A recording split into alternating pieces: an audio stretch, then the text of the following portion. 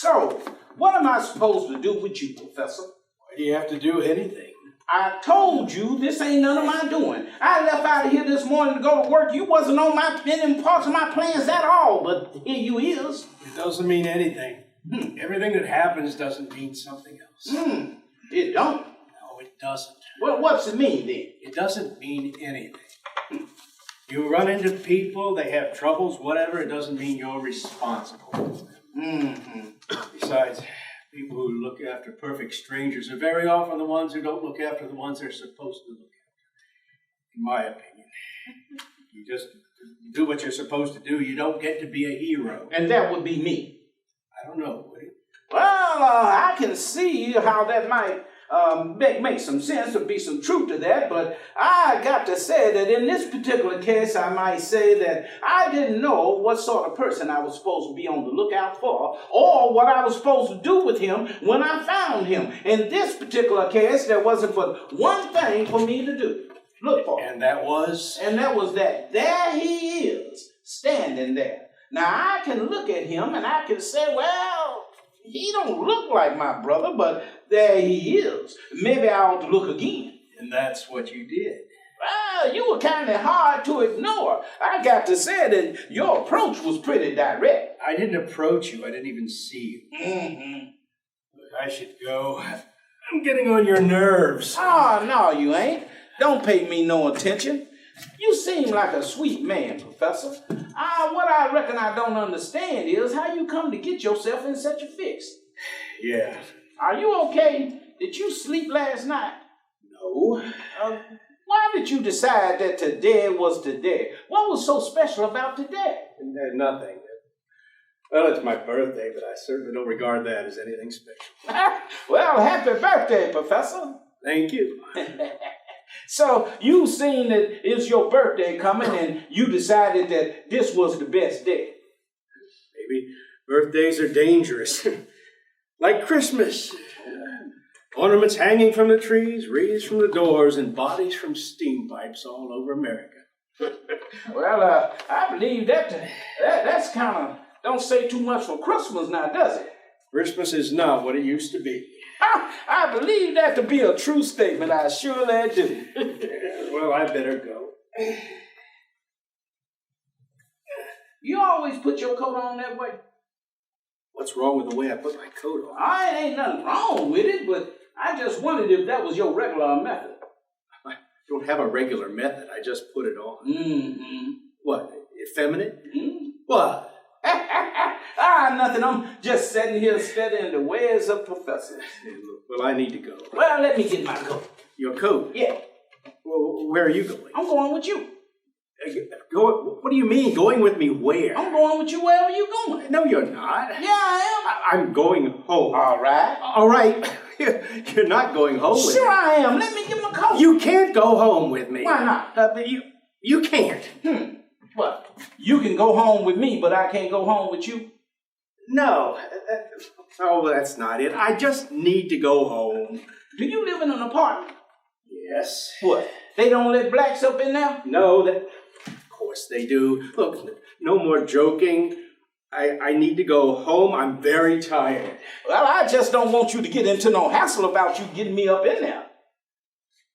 You're serious? You know I'm serious. You can't be serious. I'm serious as a heart attack. Why are you doing this? Me? I ain't got no choice in the matter. Of course you have a choice. No, I ain't. Who appointed you my guardian angel? Let me get my coat. Answer the question. You know who appointed me. I didn't ask for you to leap into my arms down there in that subway this morning. I didn't leap into your arms. You didn't? No, I didn't. Then how did you get in there then?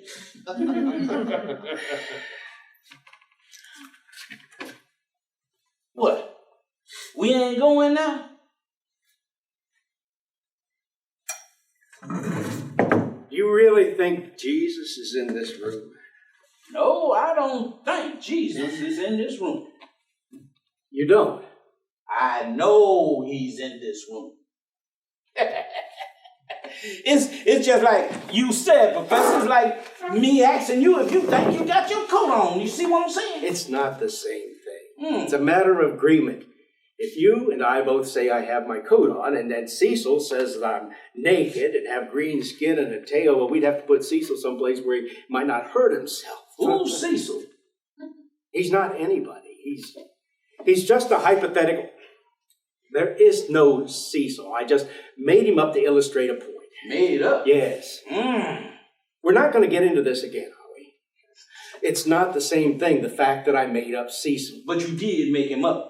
Yes. And his view of things don't count. No, that's why I made him up. I could have changed it around. I could have made you the one who thought I wasn't wearing a coat. And was green and all that shit you just said. Yes. But you didn't. No. Yeah. You loaded it off on Cecil. Yes. But Cecil can't defend himself because the fact that he ain't in agreement with everybody else makes his word no good. I mean, aside from the fact that you made him up and he's green and everything. He's not the one who's green. I am. Where is this going? I'm just trying to find out about Cecil. I don't think so. Can you see Jesus? No, I can't see him.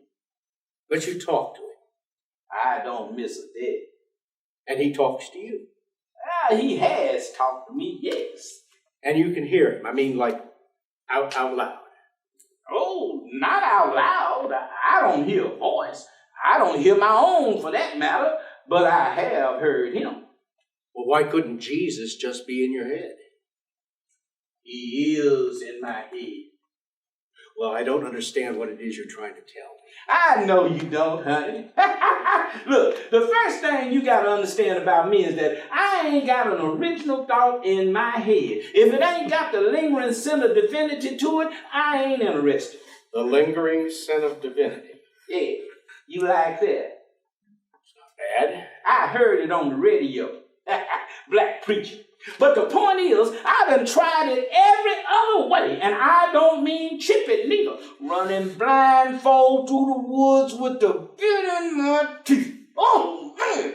Didn't I do it, though? If you can find anybody else give a better shot than I did, I'd like to meet him. I certainly would. And what do you reckon it got me? I don't know. What did it get you? Death in life. That's what it got me. Death in life. Yeah.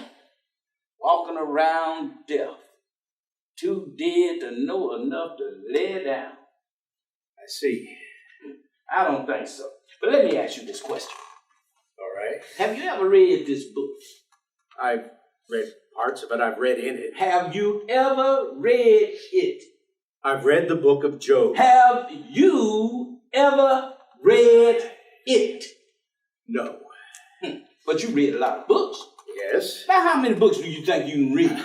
I have no idea. Give me a ballpark. Maybe 2 a week, 100 a year, over, say, 40 years. No. 40 times 100 is 4,000.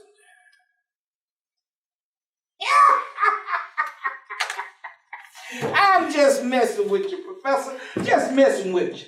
Give me a number, any number you like, and I'll give it back to you 40 times over. 26. 1,040. 118. 4,720. 4,720. Yeah. The answer is the question. 4,720. That's your new number. That's a mighty big number, Professor. Yes, it is. Do you know the answer? No, I don't. It's 188,800.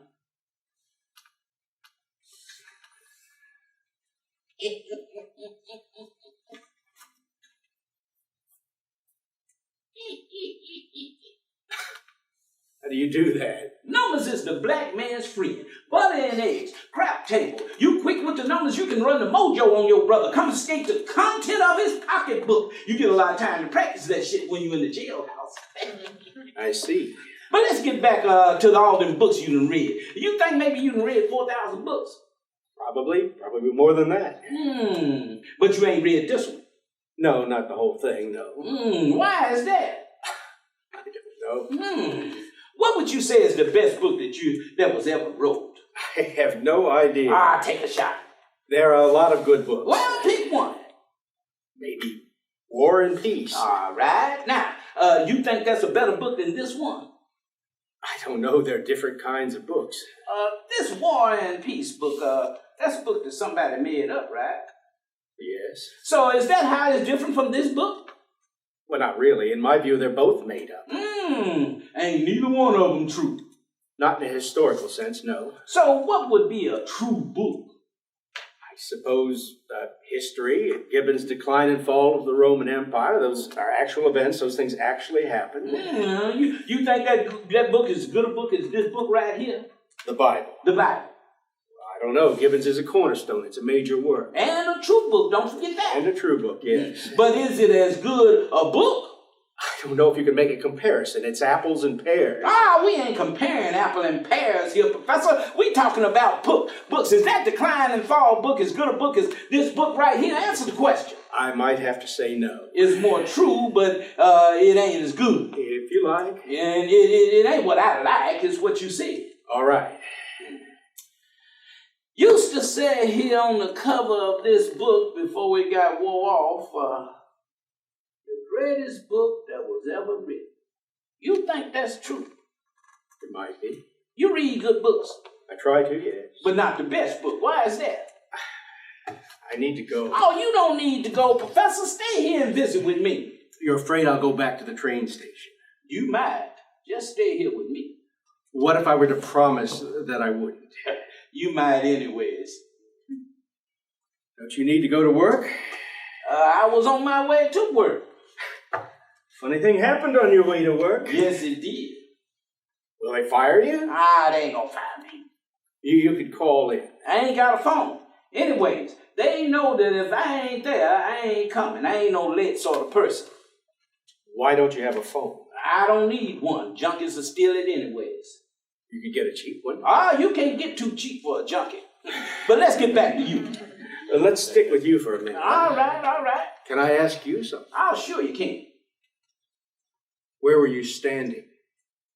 I never saw you. You mean when you made your amazing leap? Yes. I was on the platform. On the platform? Yeah.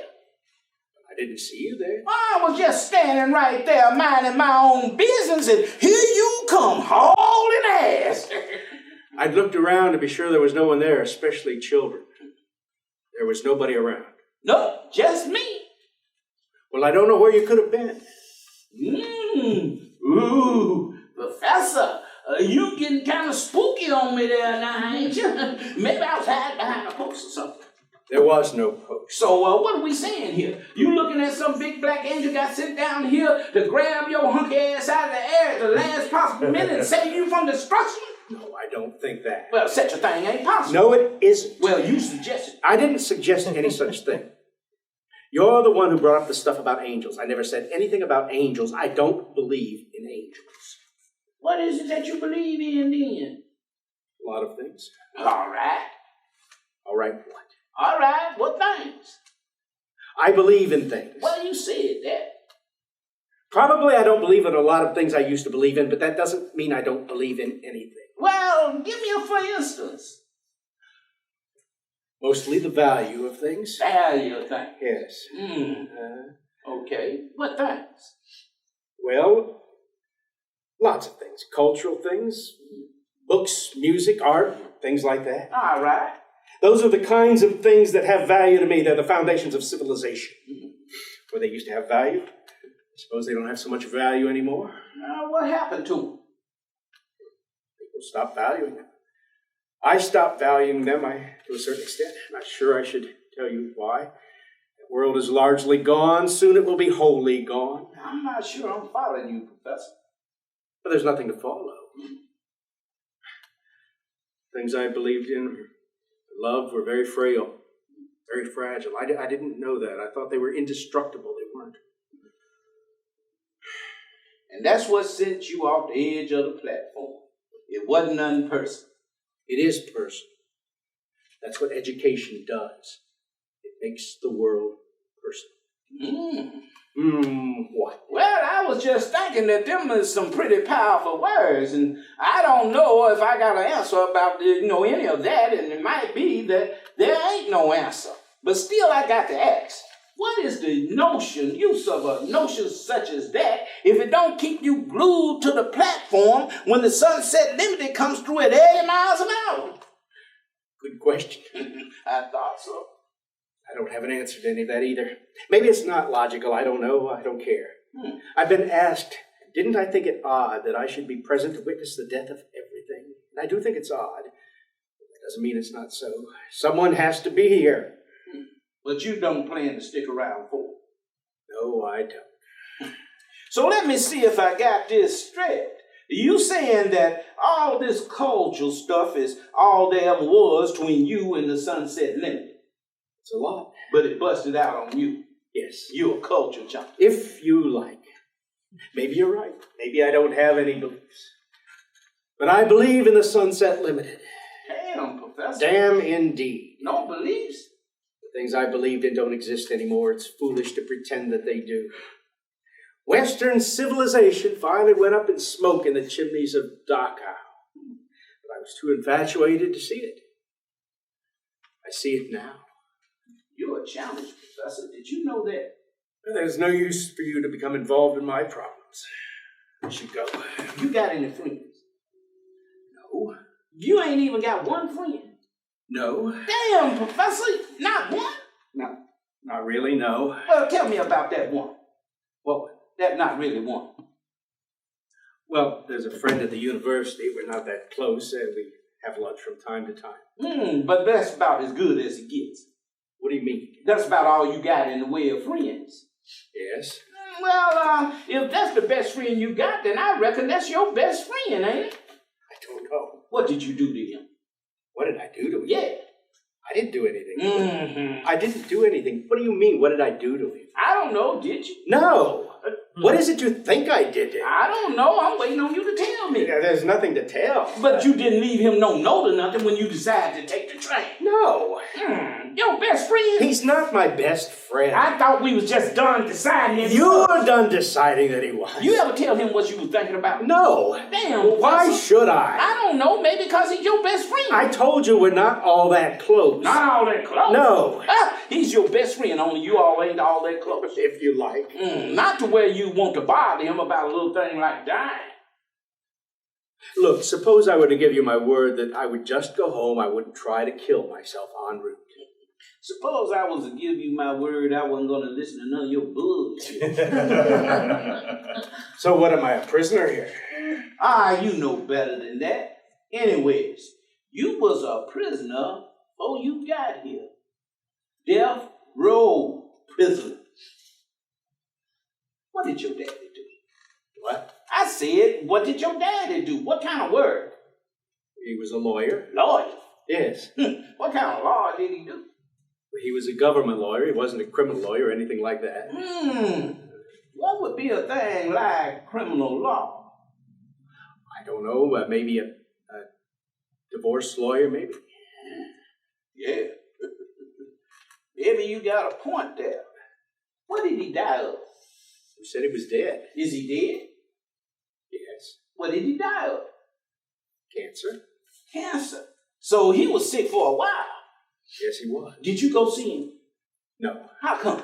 I didn't want to. Well, how come you didn't want to? I don't know. Maybe I didn't want to remember him that way. Bullshit. Did he ask you to come? No. But your mama did. She may have. I don't remember. But come on, Professor. She asked you to come. Okay, yes. And what did you tell her? I told her I would. But you didn't? No. How come? He died. Yeah, but that ain't it. You had time to go see him, and you didn't do it. I suppose. You waited till he was dead. Okay.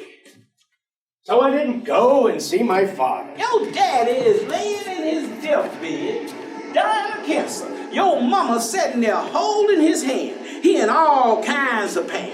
And they asked you to come see him for one last time before he died, and you tell them, no, you ain't coming? Please tell me what part of this I got wrong.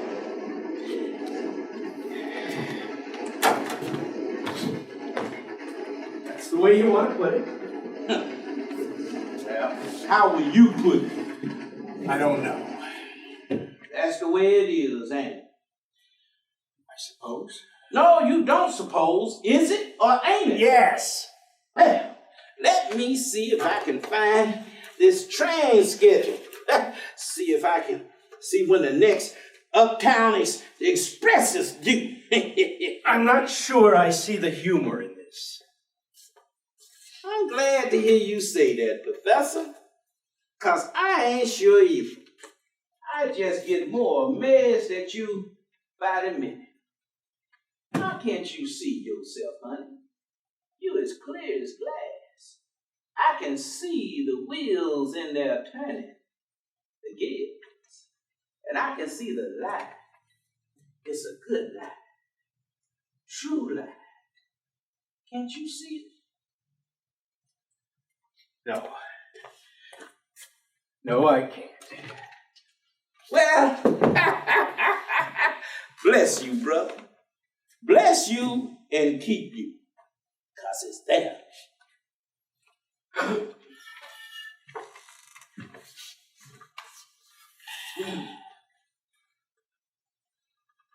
When were you in the penitentiary? Long time ago. What were you in for? Murder. Really? Now, who would claim to be a murderer if he wasn't one? You called it the jailhouse. Yeah. Do most blacks call the penitentiary the jailhouse? Nah, just us old country niggas. We kind of make it a point to call things for what they is. I'd hate to guess how many names they is for the jailhouse. I'd hate to have to count them. Do you have a lot of jailhouse stories? Jailhouse stories? Yes.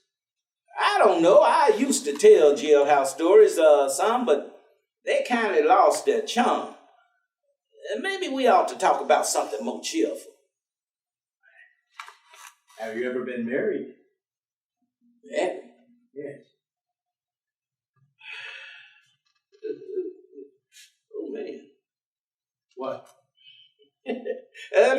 Maybe we ought to take another look at them jailhouse stories. Ooh, oh, my. Do you have any children? Professor, I ain't got nobody. Everybody in my family is dead. I had 2 boys, but they've been dead for years. Just about everybody I ever knowed is dead.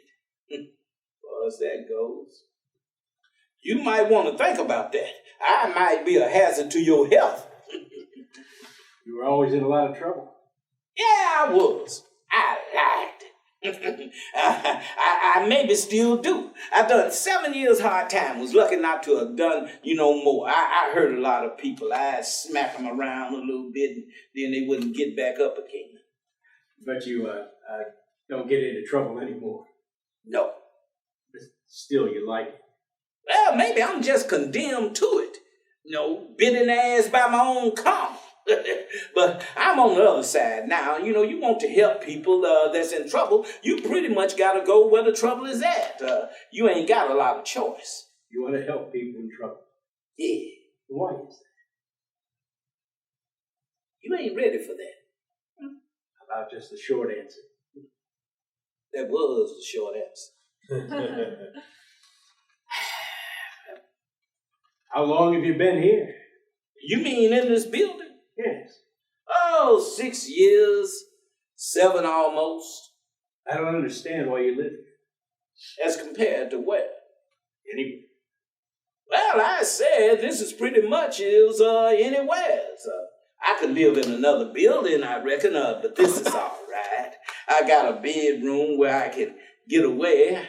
Got a sofa over there where the crackheads and junkies can crash, mostly. Of course, they're going to carry off all your portables, so I don't own anything.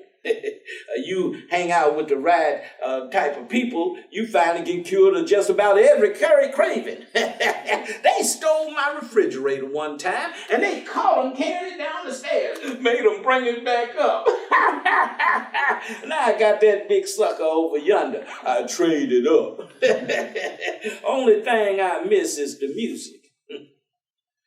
I aim to get me a steel door for my bedroom, and then I can have me some more music again. See, you got to have the door and the frame together, see, and I'm working on that. I don't care too much for television, but I do miss my music. You don't think this is a terrible place? Terrible? Yes. What's terrible about it? It's horrible. It's a horrible life. Horrible life? Yes. Damn, Professor, this ain't no horrible life. What you talking about? This place, it's a horrible place, full of horrible people. Oh, my. You must know these people cannot be saved. Even if they could be saved, which they can't, you must know that. Well, I always liked a challenge.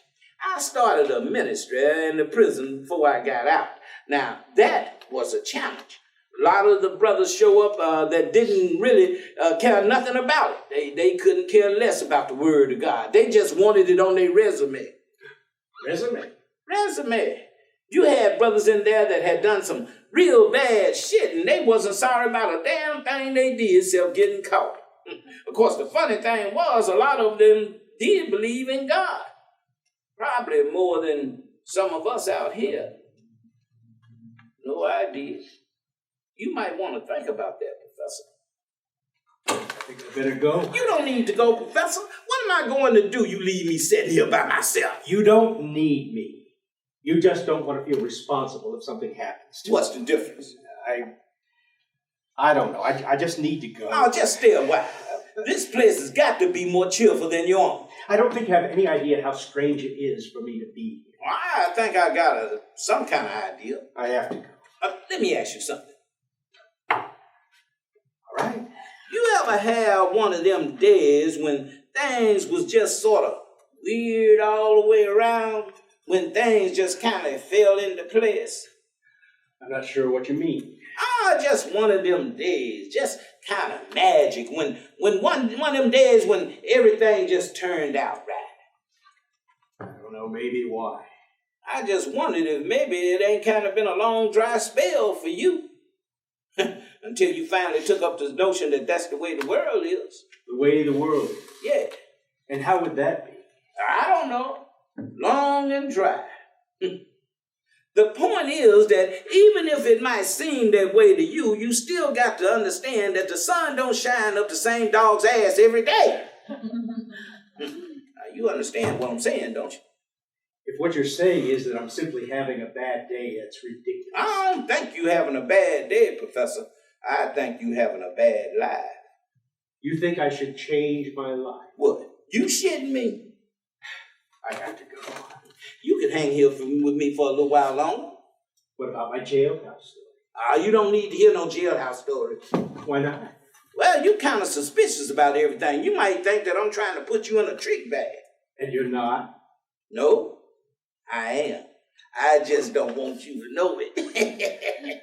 Well, in any case, I have to go. You know you ain't ready to hit them streets. I have to. I know you ain't got nothing you got to do. How do you know this? Because you ain't even supposed to be here. I see your point.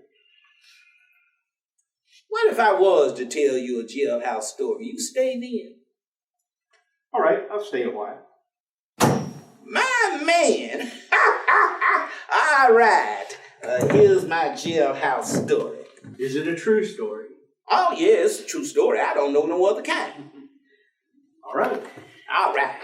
Well, I'm in the chow line. I'm getting my chow. And this nigga behind me gets into it with the server, says his beans is cold, and throws the ladle back down in the beans. And when he done that, the beans was splashed on me. Well, I didn't want to get into it over no beans or nothing like that, so I didn't say nothing, but it did piss me off some. I had just put on a clean suit.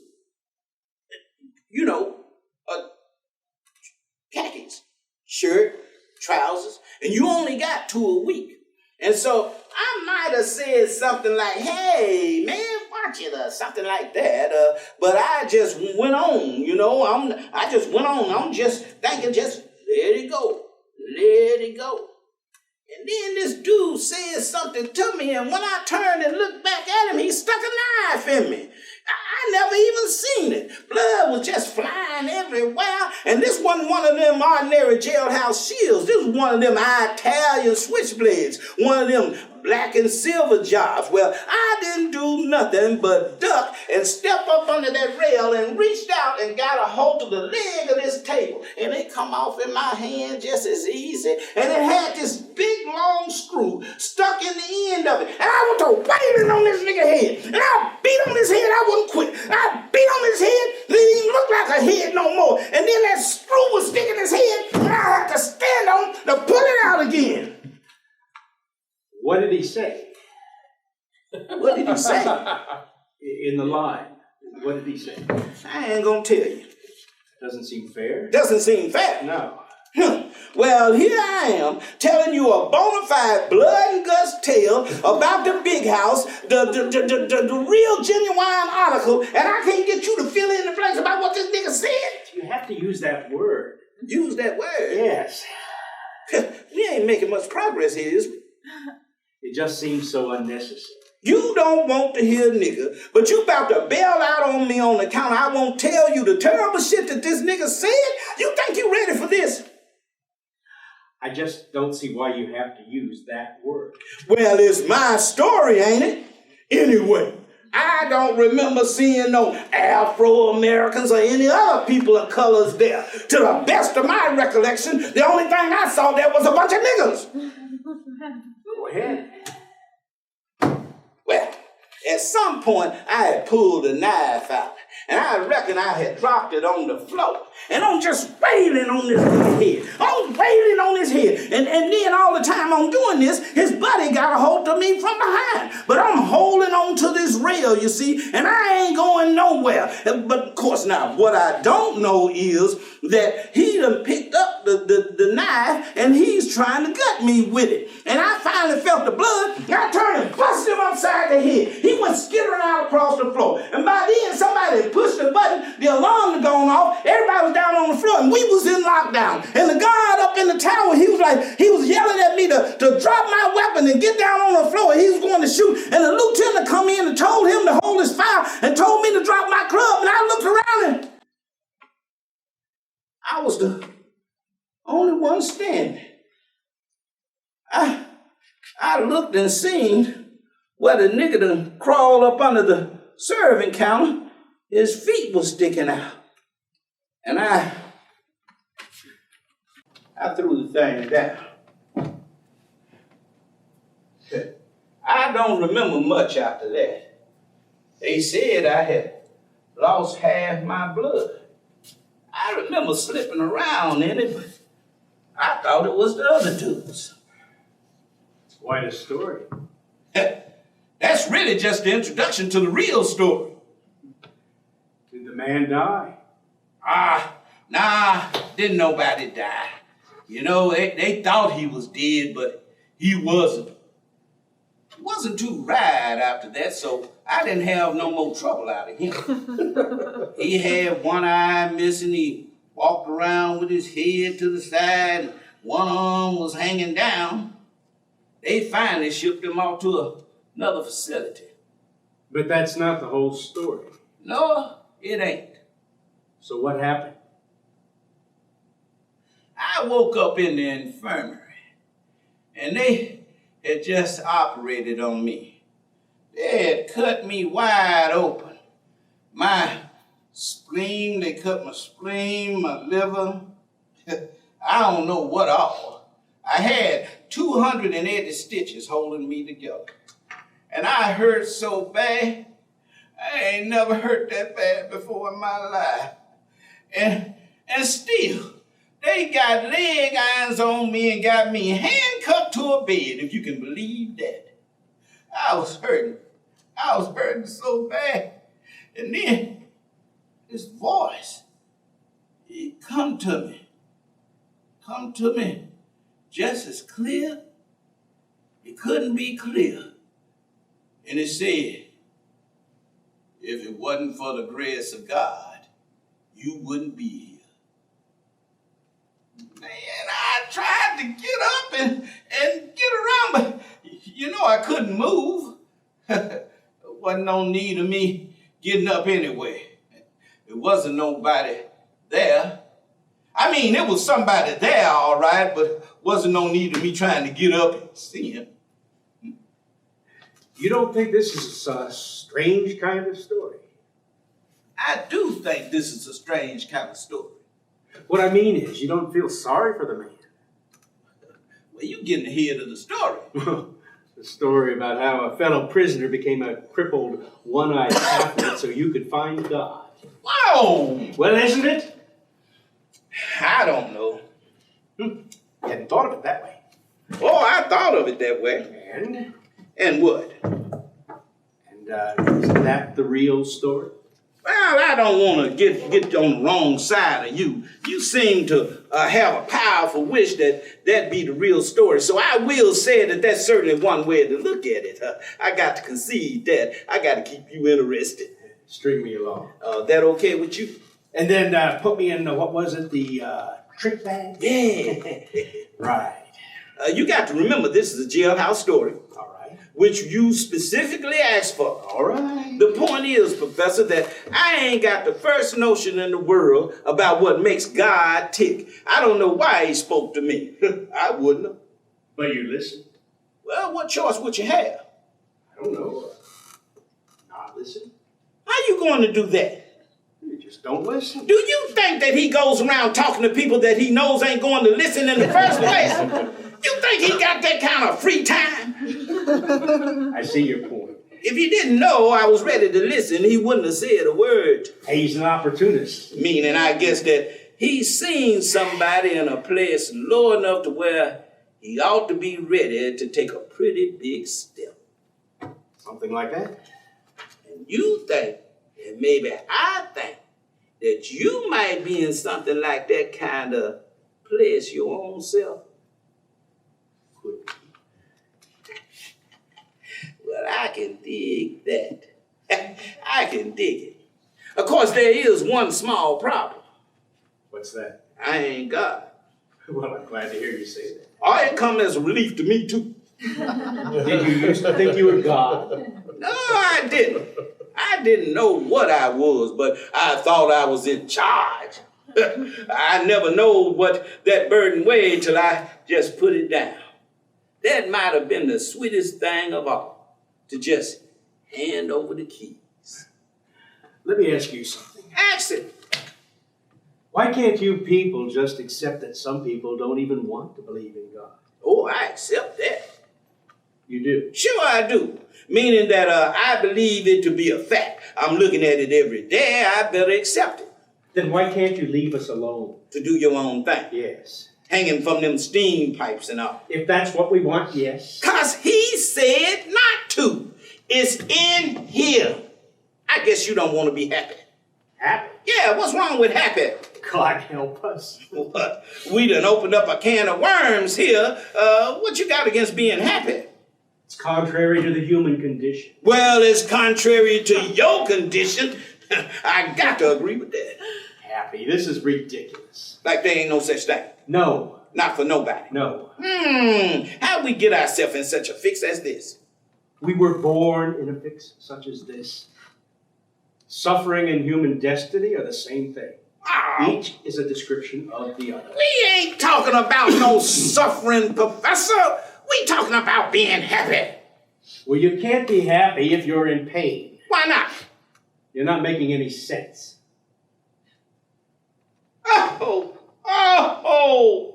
Them is some hard words, Professor. The preacher has fell back. Oh, he's clutching his heart. His eyes is rolling up in the back of his head. Oh, he's about to go. Wait a minute, folks. His eyes is blinking. He coming back. He coming back. The point is, Professor, is that if you ain't never had no pain in your life, how you gonna ever know you unhappy? As compared to what? You don't have anything to drink around here, do you? No, Professor, I ain't no drinking man. Oh, are we going to get a temperance lecture? Oh, not for me. It's been a difficult day. I take it you don't drink. Oh, I don't. I have done my share in my time. Are you in AA? No, AA. I just quit. I've had lots of friends who was drinkers. Most of them, for that matter, and most of them is dead. From drinking? Well, from drinking or something related to it, you know.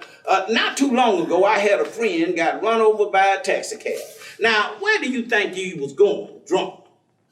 I don't know. Where was he going? Oh, going out to more whiskey. Had plenty at the house, but a drunk is always afraid of running out.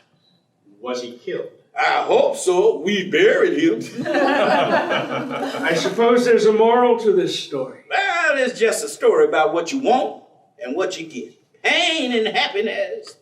I'll tell you another. All right. All right. One Sunday, there's a bunch of us sitting around at my house drinking. Sunday morning. Favorite time for drunks to get together and drink. And I'll let you think about why that might be so.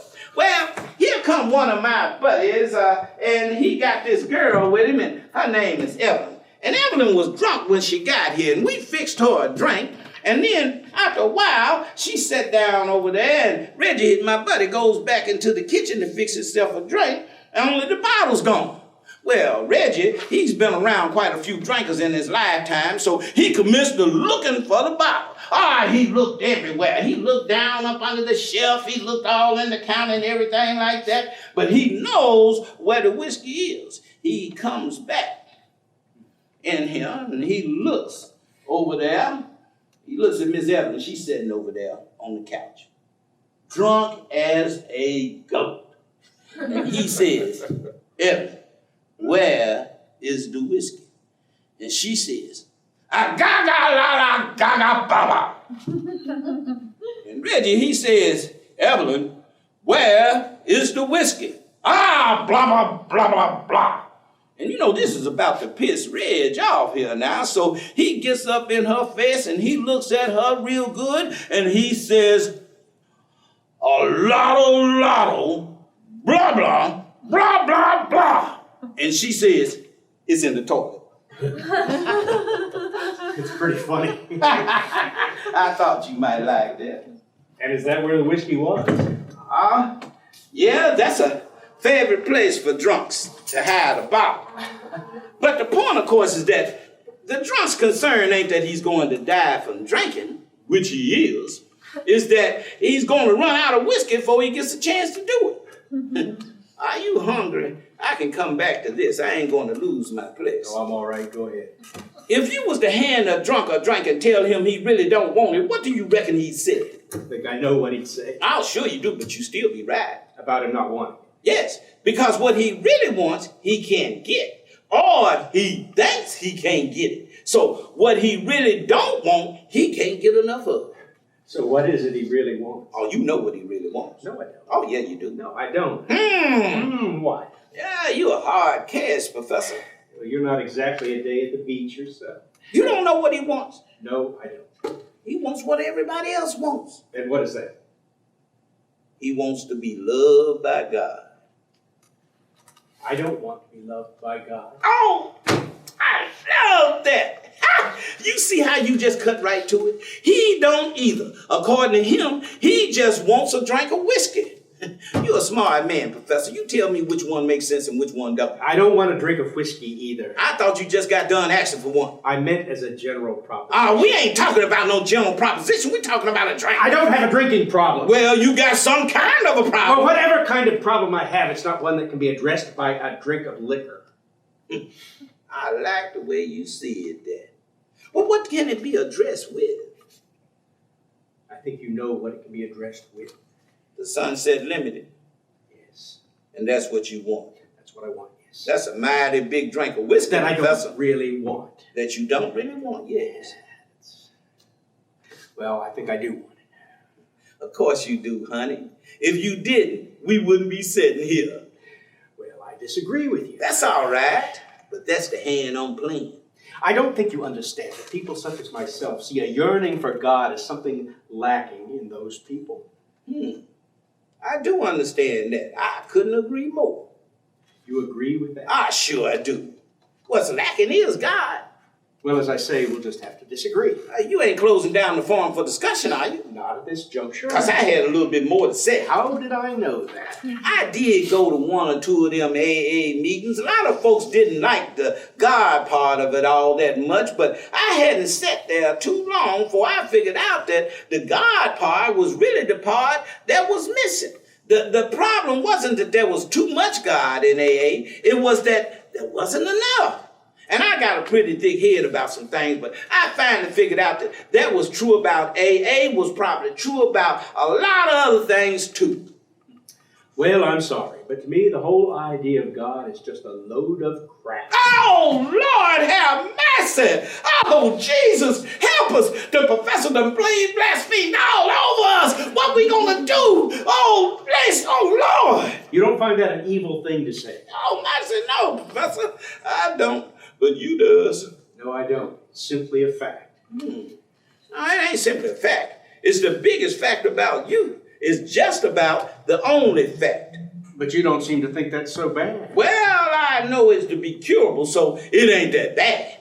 If you're talking about what that man up there thinks about it, I figure he's probably seen enough of it that it don't bother him as bad as you might think. I mean, what if somebody was to tell you that you didn't exist and you sitting there listening to him say it? That wouldn't really piss you off, would it? No, you just feel sorry for them. I think that's right.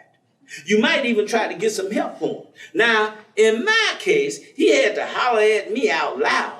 And me laying on a slab, cut into two pieces that they had sewed back together where some nigga done tried to corkscrew me like an apple. But I still got to say that if God is God, then he can speak to your heart at any time. And furthermore, I got to say that if he spoke to me, which he did, he can speak to anybody.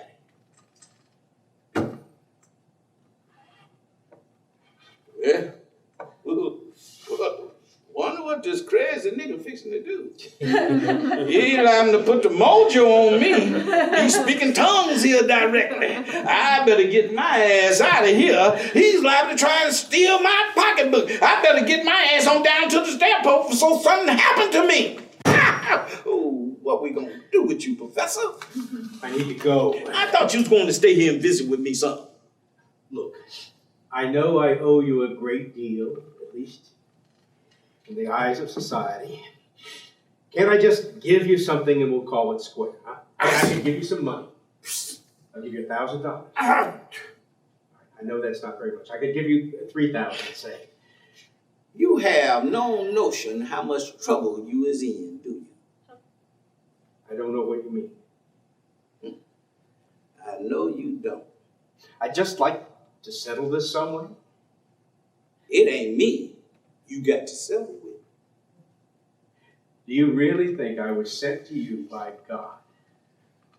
Oh, it's worse than that. How do you mean? Well, belief ain't like unbelief. If you're a believer, you got to come finally to the well of belief itself, and then you don't have to look no further, because it ain't no further. But the unbeliever has got a problem. He has set out to unravel the world, but everything he can point to that ain't true leaves two new things laying there. Now, if God walked the earth when he got done making it, then when you get up in the morning, you get to put your feet on the real floor, and you don't have to worry about where it come from. But if he didn't, then you got to come up with a whole other description about what you even mean by real. And you got to judge everything by that same light, if light there is, including yourself. One question fits all. So what do you think, Professor? Is you real? I'm not buying it. Oh, that's all right. It's been on the market a long time, and it'll be there a while yet. Do you believe everything that's in there, in the Bible? The literal truth? Yes. Probably not, but then you already know that I'm an outlaw. What is it you disagree with? Maybe the notion of original sin. You know, when Eve eat the apple and it turned everybody bad, I don't see people that way. I think for the most part, people are good to start with. I think evil is something you bring on your own self. Most of them wanting what you ain't supposed to have. But I ain't gonna sit here and tell you about me being a heretic when you trying to quit you being a heretic when you trying to be one. Are you a heretic? You trying to put me in a trick bag, Professor. No, I'm not. Are you? Oh, no more than a man should be. Even a man with a powerful belief. I'm a doubter, but I am a questioner. What's the difference? Well, what I think is that the questioner wants the truth. The doubter wants to be told that there ain't no such thing. You don't think you have to believe everything in there in order to be saved? No, I don't. I don't think you even have to read it. I ain't for sure you even got to know that there is such a book. I think whatever truth is wrote in these pages is wrote in the human heart too, and is wrote there for a long time ago, and will still be wrote there a long time hence. Even if this book is burned, every copy of it, what Jesus said, I don't think he made up a word of it. I think Jesus, he just told it. This book is a guide for the ignorant and the sick at heart. A whole man wouldn't need it at all. And of course, if you read this book, you're going to find out that there's a lot more talk in here about the wrong way of doing things than it is about the right way. Now, why is that? I don't know. Why is it? I'd rather hear from you. I'll have to think about it. Okay. Okay, what? Okay, go ahead and think about it. It might take me a little longer than you to think about something. Oh, that's all right. It's all right. Yeah, I mean, there's two ways that you can take that remark, but I'm going to take it the good way. It's my nature. That way I get to live in my own world instead of yours. What makes you think mine's so bad? Oh, I don't know if it's bad. I know it's brief. All right. Are you ready? I'm ready. I think the answer to your question is that the dialectic of the homily always presupposes a ground of evil. Man. How's that? That's strong as a mare's breath, Professor. Wouldn't I love to lay some of that shit on the brothers? Now, just the two of us here talking in private. What the hell did you just say? Your question. The Bible is full of cautionary tales. All of literature, for that matter. Telling us to be careful. Careful of what? The wrong turn, wrong path. And how many wrong paths are there? The number is legion. And how many right paths? Just one. Hence, the imbalance you spoke of. Man, I tell you what, Professor, you could go on television, good-looking man as yourself. Did you know that? Stop. I'm serious. I wasn't even thinking that you was a professor till you laid that shit on me. I think you're having fun at my expense. I ain't done such a thing. Well, I think you are. Honey, I know you ain't. I couldn't say a thing like you just got through saying. I admire that. And why do you keep calling me honey? Oh, that's just the old South coming out of me. There ain't nothing wrong with it. I'll stop saying it if it bothers you. I'm just not sure what you mean. It means you're among friends. It means quit worrying about everything. It's easier said than done. Well, yes, it might, but we just talking here. Just talking. What else? What else would? Any other heresies? At this juncture? At this juncture, yes. Yeah, but I ain't telling you. Why not? 'Cause I ain't. Shouldn't have told you what I just did. Why not? You sitting here at my table, dead to God as the fallen angels, and you waiting on me to lay another heresy on you to clutch to your bosom and help shore you up in your infidelity. I ain't going to do it. That's all. Don't think. Don't worry, I ain't. I have to go. Every time the dozens get a little heavy for you, you got to go. What are the dozens? Oh, it ain't really the dozens. It's really just a discussion. What are the dozens? It's when two brothers stands around insulting one another and the first one get pissed off loses. What's the point? Winning and losing is the point of it. Same as the point of everything else. And you win by making the other guy angry. That's correct. I don't get it. You ain't supposed to get it. You wired.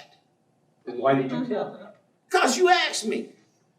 So if I find you a bit irritating and decide to leave, then I lose. Well, like I said, this ain't even the dozens. You know, we just talking. But that's what you think. Oh, yeah, that's what I think. Well, how long do you think I might have to stay before I could leave without losing? That's kind of hard to say. I guess the best way to put it is you'd have to stay till you didn't want to leave. Stay until I didn't want to leave. Yeah.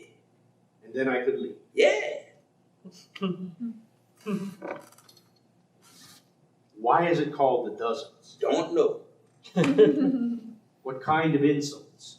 Oh, you might say something about the other man's mama. You know, that's a sensitive area, you might say. And he might lose it and come out after your ass, but when he done that, it's like he's saying that what you just got done telling about his mama was true. It's like he's saying, you ain't supposed to know that about my mama. You sure ain't supposed to tell nobody else about it. Now I'm going to whoop your ass. You see what I'm saying? I suppose. Well, probably not. And this is something you do with your friends? Me? I done told you, I don't play the dozens. Tell me something. Sure. Why are you here? What do you get out of this? You seem like a smart man. Me? Yes. I'm just a dumb-ass nigga from Louisiana. I done told you, I ain't never had the first thought in my head. If it ain't in here, I don't know it. Half the time I think you're just having fun with me. I don't see how you can live here. I don't see how you feel safe. Well, you got a point there, Professor. About being safe anyways. Have you ever stopped any of these people from taking drugs? Not that I know of. Then what's the point? I don't get it. I mean, it's hopeless. This place is just a moral leper colony. Damn, Professor! Moral leper colony? Where's my pencil at? Well, it is. I ain't never gonna want you to leave. I'm gonna put that in my book. You're kidding. In the moral leper colony. You're kidding. Like the sound of that. What? You know I ain't about to write no book. Well, I still don't get it. Why don't you go someplace where you might do some good? As opposed to being someplace where good was needed. Even God gives up at some point. There's no ministry in hell that I ever heard of. No, there ain't. That's well put. Ministry is for the living. That's why you're responsible for your brother. Once he quit breathing, then you can't help him no more. After that, he's in the hands of other parties. So you got to look after him now. You might even want to monitor his train schedule. You think you are your brother's keeper. I don't believe think quite says it. And Jesus is part of this enterprise. Is that okay with you? And he's interested in coming here to this cesspool and salvaging what everyone knows is unsalvageable. Why would he do that? You said he didn't have a lot of free time. Now, why would he come here? What would be the difference to him between a building that was morally and spiritually vacant and one that was just empty? Professor, you are a theologian here. I didn't even know that. You're being facetious. Oh, I don't know what that word means. Don't be afraid to talk down to me. You ain't going to hurt my feelings. It means, well, I guess it means that you're not being sincere. That you don't mean what you're saying in a cynical sort of way. You think I don't mean what I'm saying? Sometimes I think you say things just for effect. Well, let me say this for effect. Go ahead. Suppose I was to tell you that if you could bring yourself to unlatch your hands from around your brother's throat, you could have life everlasting. There's no such thing. Everybody dies. No, that ain't what he said. He said that you could have life everlasting. Life. Have it today. You know, hold it in your hand.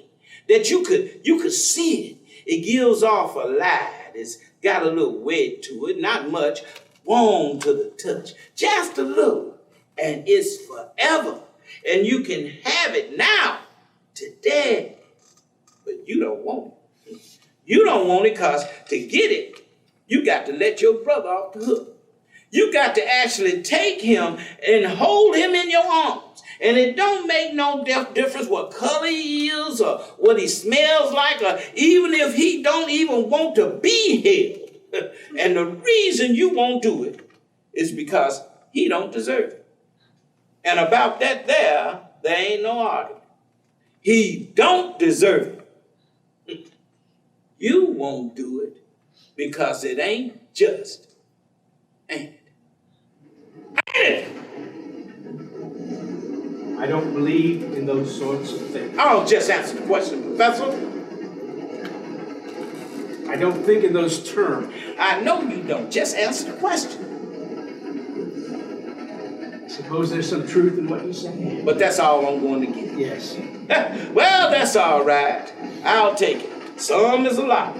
We down to breadcrumbs here. I really have to go. I'll just stay. Just a little. We can talk about something else. You like baseball? Tell you what, why don't I fix us something to eat? I'm not hungry.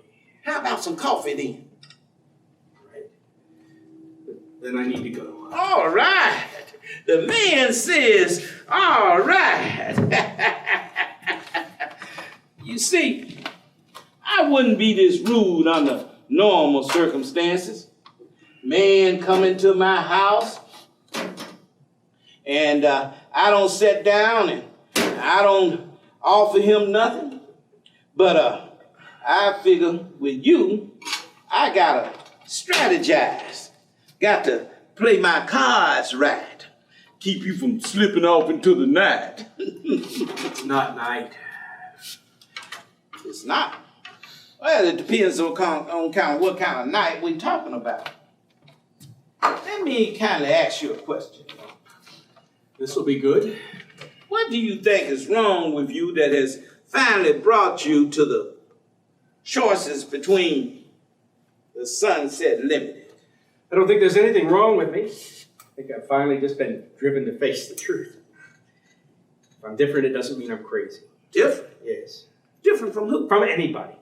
What about them other folks that's trying to off themselves? What about them? Well, maybe them is the folks that you is like. Maybe them folks is your natural kin. Only you all just don't get together all that much. I don't think so. Don't think so? No. I've been in group therapy with those people. Never found anyone there that I felt any kinship with. Well, what about them other professors? There ain't no kinship there? Good God. I'm going to take that for a no. I loathe them and they loathe me. Well, now, wait a minute. Just because you don't like them don't mean you ain't like them.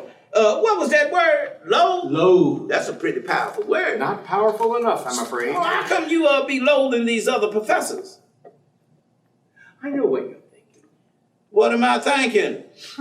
You're thinking I loathe them because I'm like them, and I loathe myself.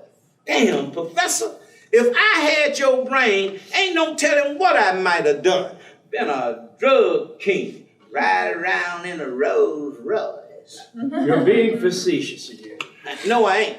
I wasn't the first time. Let me ask you this. All right? Is you on any kind of medication? No. They ain't got no medication for pilgrims waiting to take the sunset. For suicidal depression? Yeah. Yes, they do. I've tried them. And what happened? Nothing happened. You didn't get no relief? No, I think the coffee's perfect. I know. Does these drugs work for most folks? Yes, for most. But not for you? No, not for me, no. And what do you make of that? I don't know. What am I supposed to be? Well, I don't know, Professor. I'm just trying to find you some constituents out there somewhere. Constituents? Yeah. You like that? Is that a word they use on the streets? I learned that word in the jailhouse. You pick up a whole lot from them jailhouse lawyers. Then it gets used all around. You be talking about some constituents, talking about your constituents, some other cat's constituents, your wife's constituents. Do you want some sugar and cream? No, just black. Just black. Why do I have to have constituents? I ain't said you got to. I just wondered if maybe you do and we ain't just looking hard enough. They could be out there. Maybe there's some other drug-proof terminal commuters out there that could be your friends. Terminal commuters. Got a nice sound to it, ain't it? It's all right. Nobody? No, nobody. Hmm. I'm not a member, never wanted to be, never was. Not a member? No. Well, sometimes people don't know what they want until they get it. Maybe, but I think they know what they don't want. I don't know now, Professor. I try and go by what I see. The simplest things has got to be more to them than you ever really understand. Bunch of people standing around on a train platform of a morning, waiting to go to work. Been there 100 times, 1,000 maybe. But they might be one commuter waiting there on the edge of that platform that for him is something else. It might even be the edge of the world, the edge of the universe. He's staring at the ends of all tomorrows and drawing the shade on every yesterday there ever was. So he's a different kind of commuter. He's worlds away from all them other everyday travelers. Nothing to do with them at all. Well, is that right? I don't know. I know you don't. Bless your heart. I know you don't.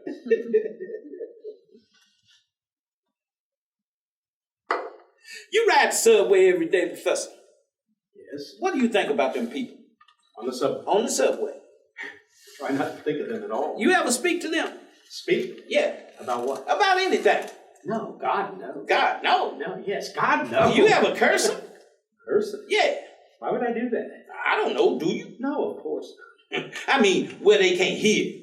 What do you mean? Maybe just under your breath, in your heart, to yourself. Because? I don't know. Maybe they just in your way, or you don't like the way they look, the way they smell, what they doing. And I would mutter something ugly under my breath. Yeah. I suppose. And how often you reckon you might do that? You really don't get to interrogate me, you know. I know. How? I don't know. With some frequency, probably. Oh, give me a number. A number. Oh, yeah, just, on an average day. I have no idea. Oh, sure you do. A number. I'm a number man. 2 or 3 times a day, I guess, something like that. Could be more. Oh, yes. Could be 5. Yeah, probably. Say 10. That might be a bit high. But we can't go with 5, that's 7. Yes. That's 1825. Can we round that off to $2,000? What's that, per year? Yeah. 2,000. But that's a lot. Yes, it is. But is it accurate? I suppose so. Why? So, I ain't going to guess your age, but let me put you on the low side of, say, maybe times 20 of commuting. And now we got 40,000 curses heaped on the heads of folks you don't even know. So where is this going? I just wondered if you ever thought about that, if it might have anything to do with the shape you has managed to get yourself in. It's symptomatic of a larger issue. I don't like people. But you wouldn't hurt them people. Of course not. You sure? Of course I'm sure. Why would I hurt them? I don't know. Why would you hurt yourself? It's not the same thing. You sure about that? I'm not one of them, and they're not one of me. I know the difference. More, You sure you ain't hungry? No. You ain't eating nothing. It's all right. I see you eyeing the door. I gotta strategize, you know. I'm not really hungry. Well, acting morning like you had, you ain't worked up no appetite. No. Well, I see you looking around. Everything in here is clean. No, don't say nothing. It's all right. I could eat a bite. I think you could, too. Yep, I think you could, too. You break bread with a man. You have moved on to another level of friendship. Yes, sir. I heard that somewheres that turns to be true the world over. Probably. Oh, I lied, probably. Probably from you is like a couple of damn riots anywhere else. Why? Because I don't believe in anything? Well, I don't think that's the problem. I think it's what you do believe in that's taking you off, not what you don't. Let me ask you this. Go ahead. You ever think about Jesus? Here we go. Well, do you? What makes you think I'm not Jewish? What?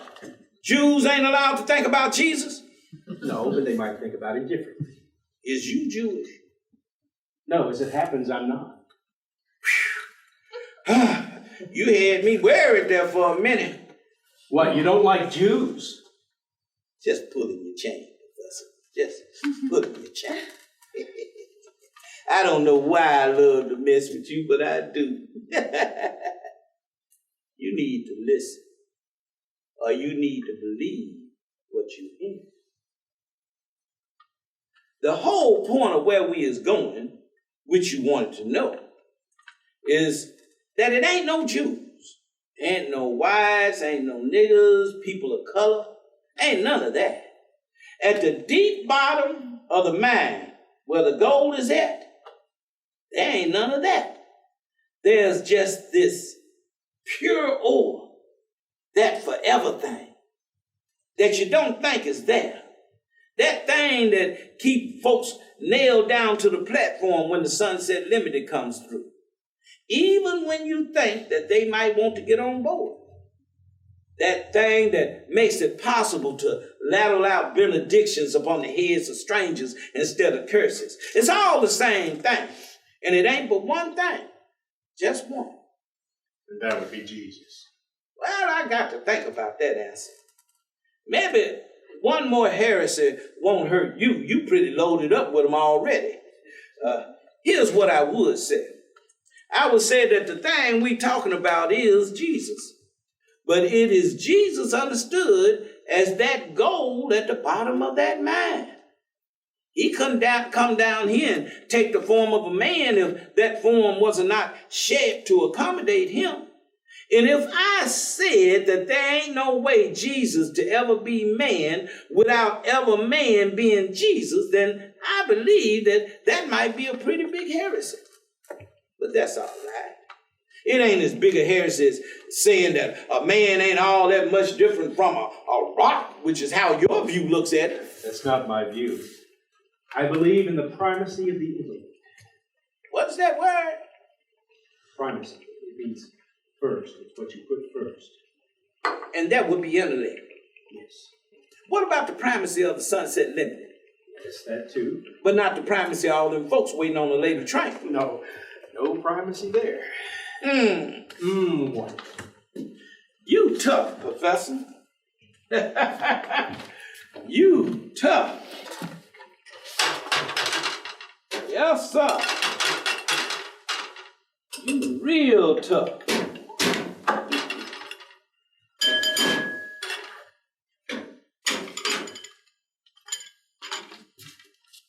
You see yourself as a questioner, Professor. But about that, I got my doubts. Even so, the quest of your life is your quest. You on a road that you led. And that fact alone might be the only reason that you need for keeping to it. As long as you on that road, you can't get lost. I'm not sure I understand what you're saying. Well, Professor, I have got some very serious doubts about you not understanding anything I said. Now, I'm going to say grace. Lord, we thank you for this food, and we ask that you keep us ever mindful of the many blessings we have received from your hand. We thank you today for the life of the professor that you have returned to us, and we ask that you continue to look after him because we need him. I ain't sure why we need him, but we do. Amen. All right, now you tell me if you like this. Looks good. It's good. It's very good. Supposed to be good. This is soul food, my man. It's got what in it? Molasses? Oh, you a chef, Professor? Not really. But some. Some, yes. Bananas, of course.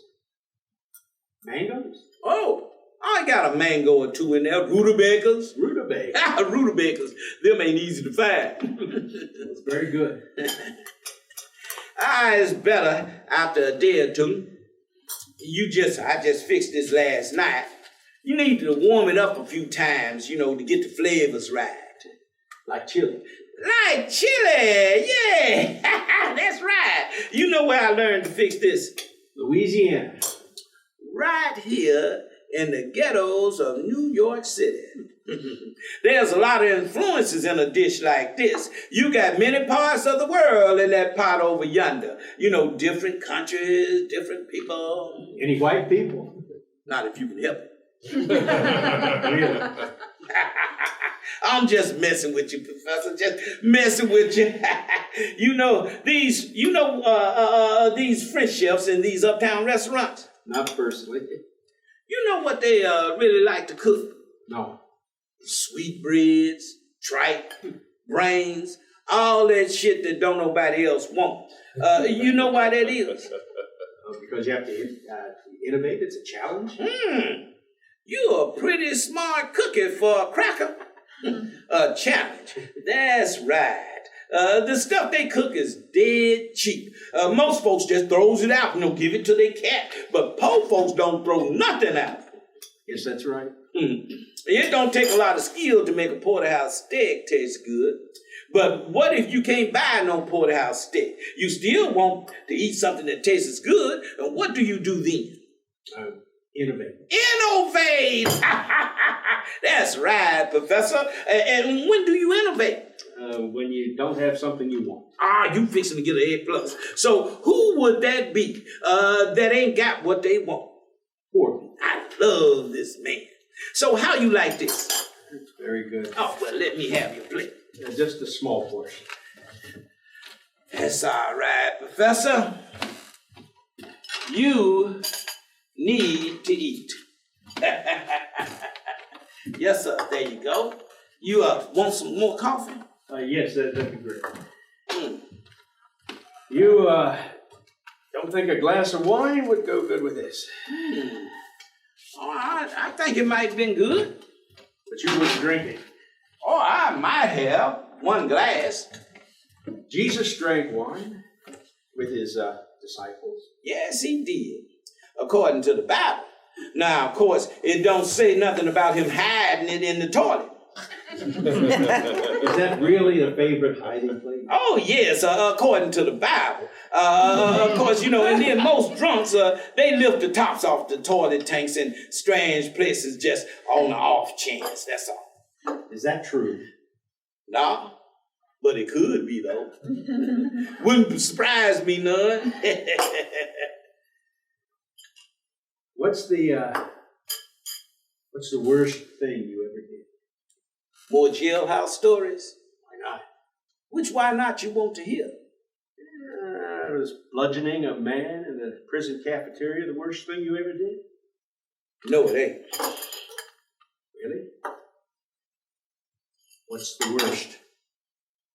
I ain't gonna tell you. Why not? 'Cause you jump up and run out the door hollering. Must be pretty bad. It's pretty bad. That's why I ain't telling you. Now I'm afraid to ask. No, you ain't. Have you ever told anyone? Oh, yeah. I wouldn't, it wouldn't leave me alone. The soul might be silent, but the servant of the soul has always got a voice, and it has got one for a reason. The life of the master depends on the servant. And this is one master that has got to be sustained. Got to be sustained. Who did you tell it to? I told it to a man of God who was my friend. What did he say? Didn't say a word. You're not curious about the worst thing I ever did? Yeah, I am. But you won't ask me what it is? Don't have to. Why is that? Because I was there and I seen it. Well, I might have a different view. Yeah, you might. You want some more? I'm stuffed. Hungrier than you thought. Yes, I was. Good. Is this some kind of test of your faith? What, you? Yes, me. Nah, Professor, it ain't my faith you tested. You see everything in black and white. It is in black and white. I suppose that makes the world easier to understand. You might be surprised at how little time I spend trying to understand the world. You try to understand God. No, I don't. I just try to understand what he wants from me. That's everything you need. If God ain't everything you need, you in a world of trouble.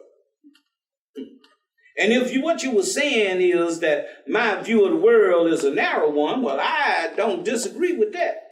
Of course, I could point out that I ain't the one down on the platform in my leaping costume. Good. A lot of things is beyond my understanding. I know that, and I say it again. If it ain't in this book, then there's a good chance that I don't know it.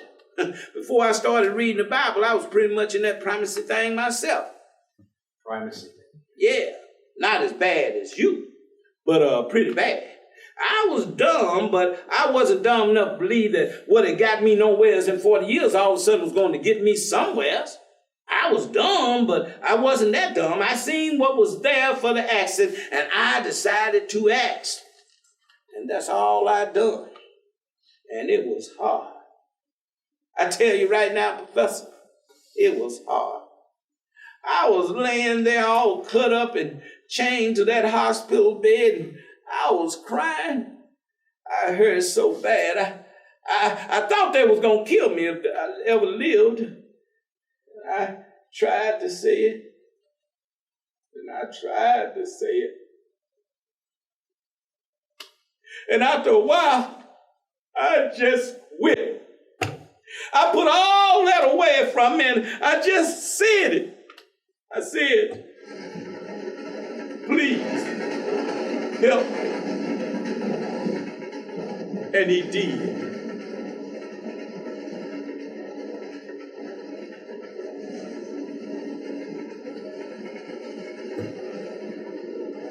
Long silence.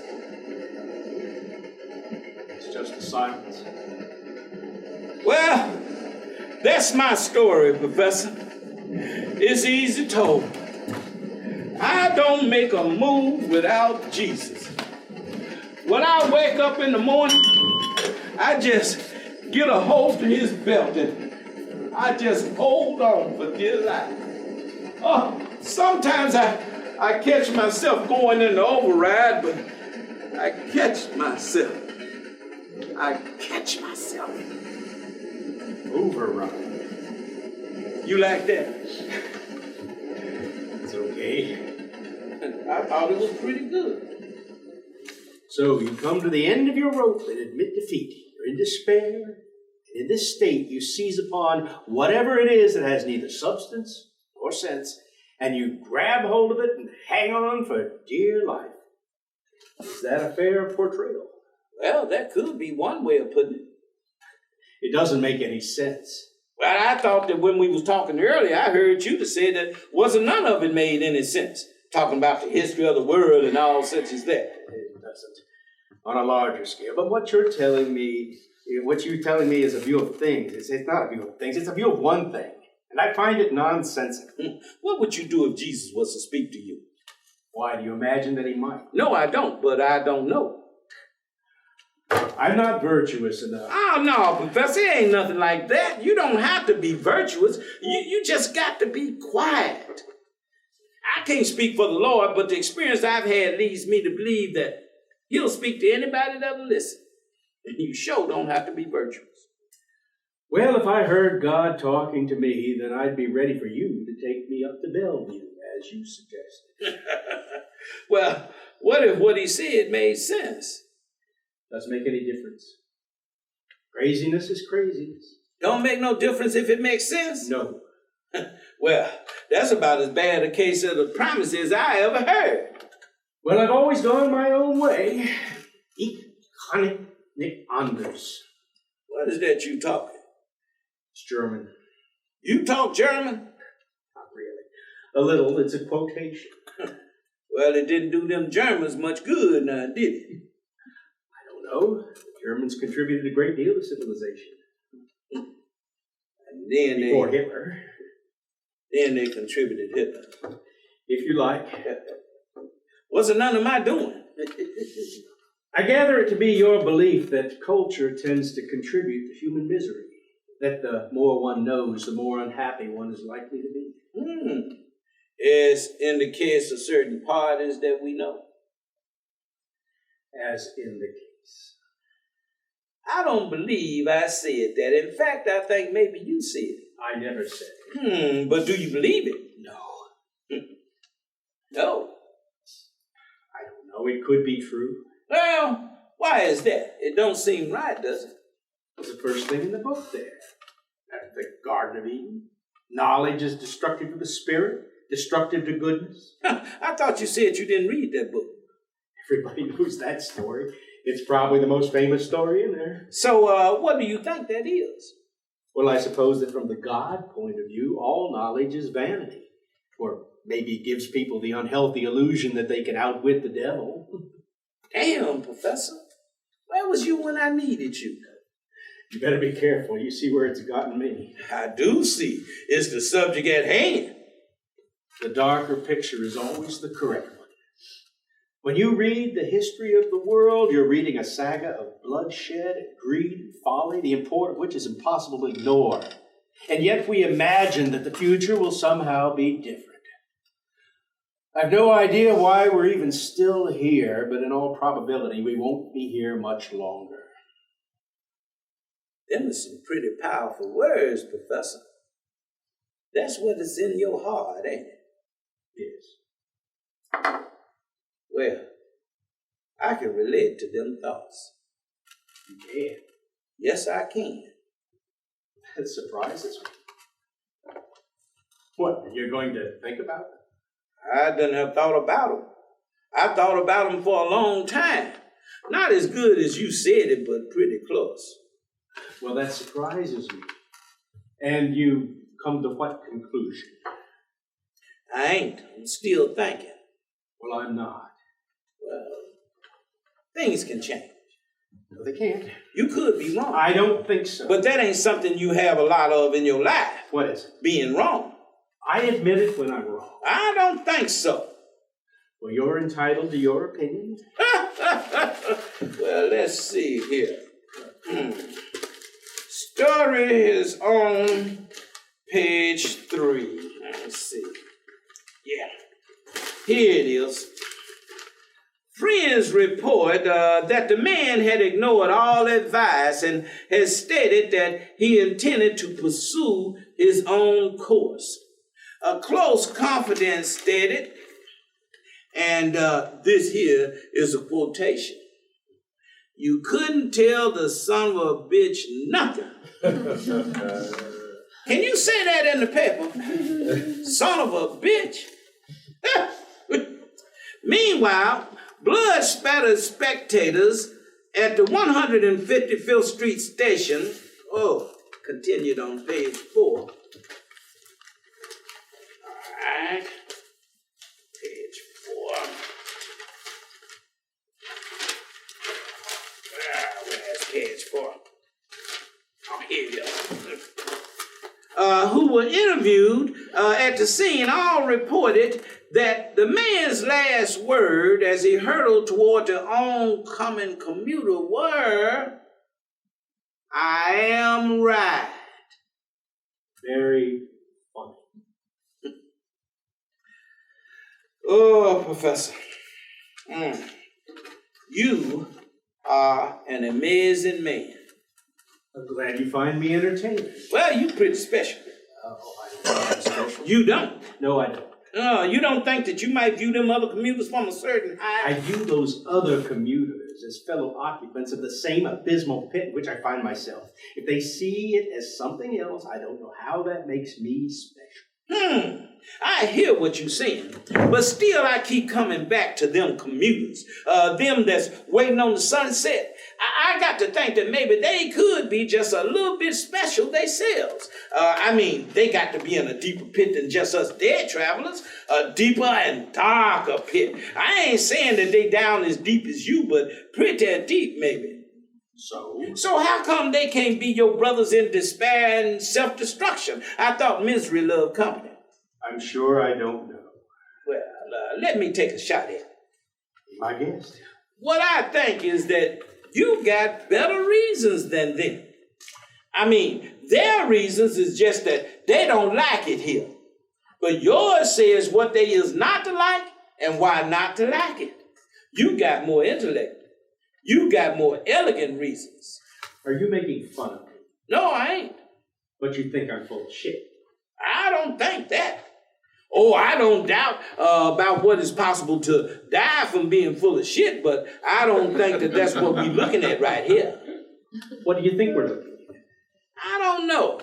You got me on unfamiliar ground. You got these elegant world-class reasons for taking the limited, and these other dudes, all they got is maybe they just don't feel good. In fact, it could be you ain't even all that unhappy. You think my education is driving me to suicide? Well, no, I'm just posing the question. Wait a minute before you answer that.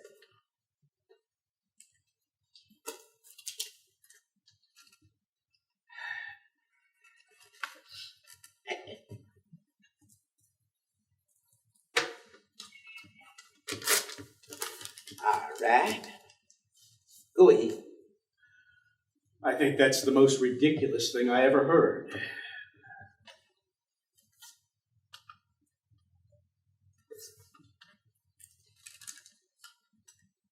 I think that's the most ridiculous thing. Very clever. What's the point? The point don't change. The point is always the same. It's what I said before and what I keep looking for ways to say it again. The light is all around you.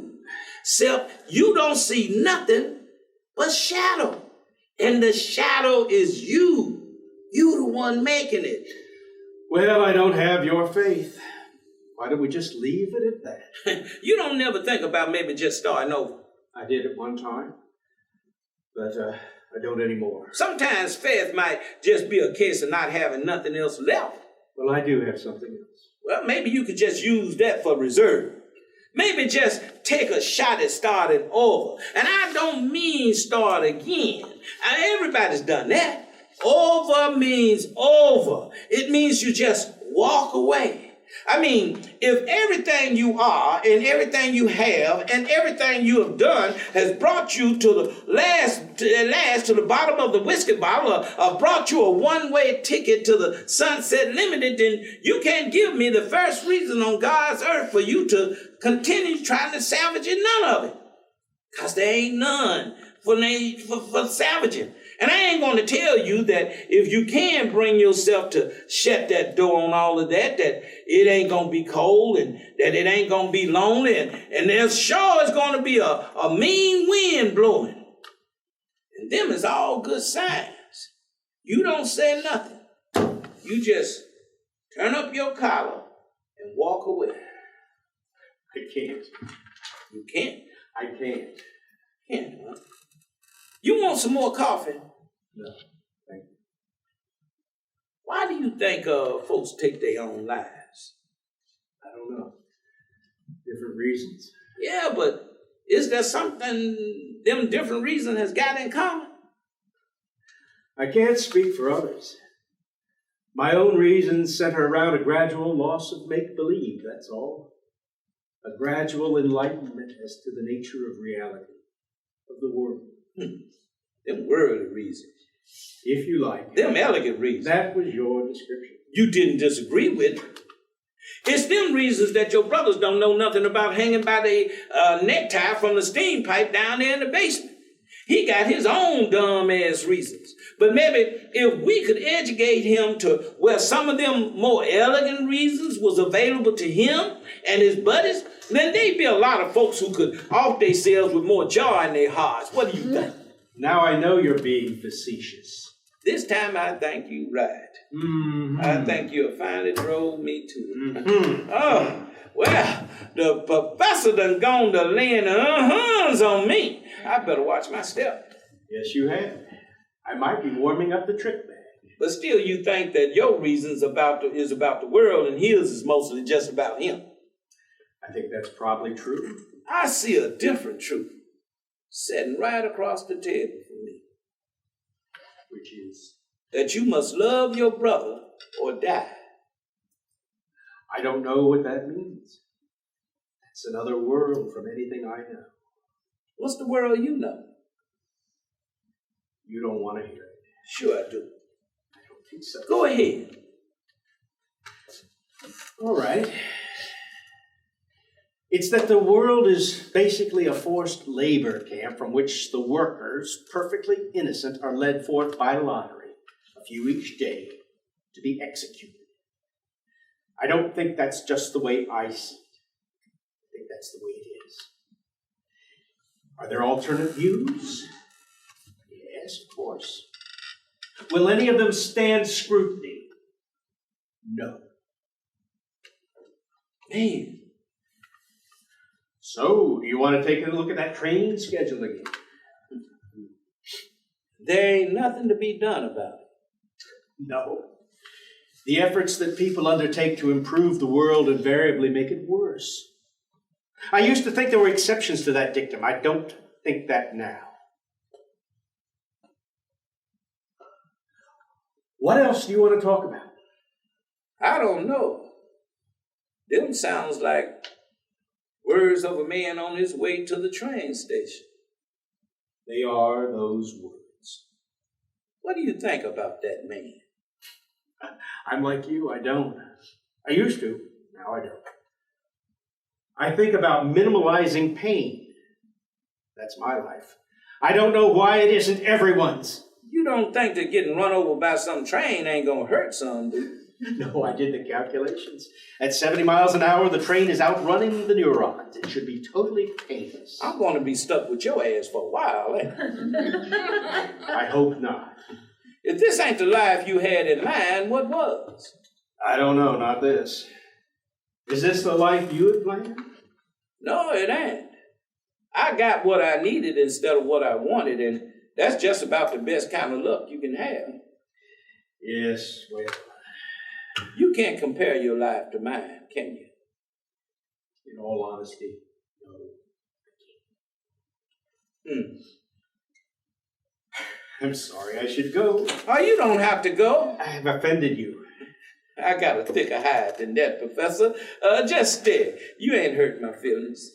I know you think I should be thankful, and I'm sorry I'm not. Now, Professor, I don't think no such a thing. I should go. I'm digging a dry hole here, ain't I? I admire your persistence. What can I do to get you to stay a bit? Why?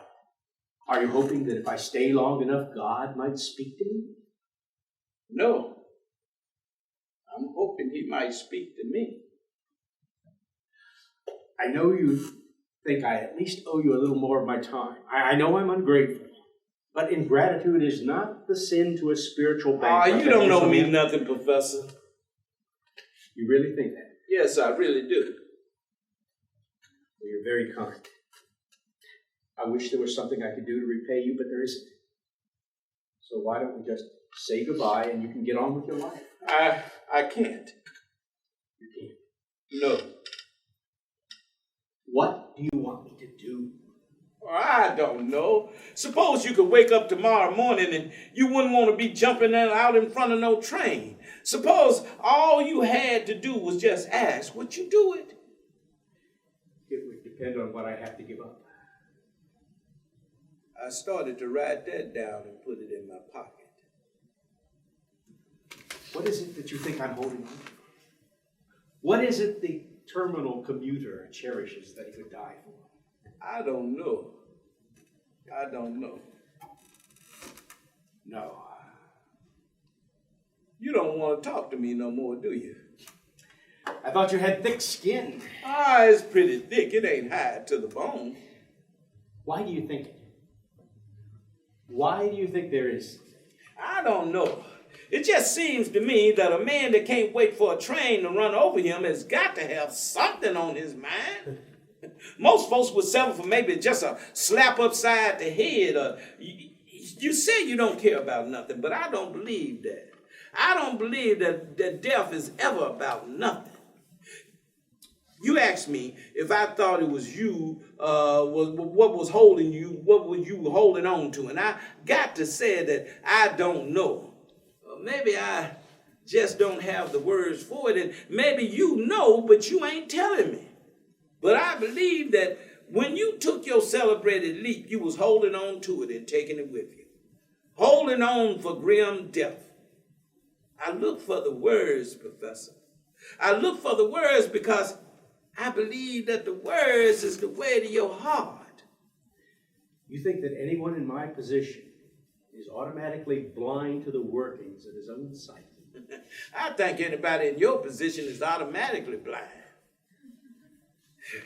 But that ain't the whole story. Because we still talking about the rest of them third railers and them taking one train and you taking another. I didn't say that. Sure you did. They got a train for all them dumb-ass crackers that just feels bad, and then they got this train for you because your pain and the world's pain is the same pain, and this train requires an observation car and a diner. Well, you can think whatever you want. You don't need my agreement. I know, but that ain't the way to the trick bag. Well, the trick bag seems to have shaped itself into some sort of communal misery wherein one finds salvation by consorting among the loathsome. Damn, Professor. You put me in the bag. Where you come up with stuff like that? It's phrased especially for you. For your enjoyment. You see what a whore I am? No, you ain't. You're a smart man, Professor. Too smart for me. I feel the bag yawn. I wish I knew how. Do you really think that? That I'm too smart for you? Yes, I do. If you can jack your own self up around 9 ways from Sunday, what kind of chance do you think I got? I see. What I need to do here is buy more time, but I don't know what to buy it with. You don't know what to offer a man about to board the limited. No, I don't. I feel like I'm all traded out. Maybe you are. Have you ever dealt with suicides? No, I haven't. You're the first one. These junkies and crackheads is about as far from suicide as you can get. They wouldn't even know what you're talking about. They wake up every morning in pain.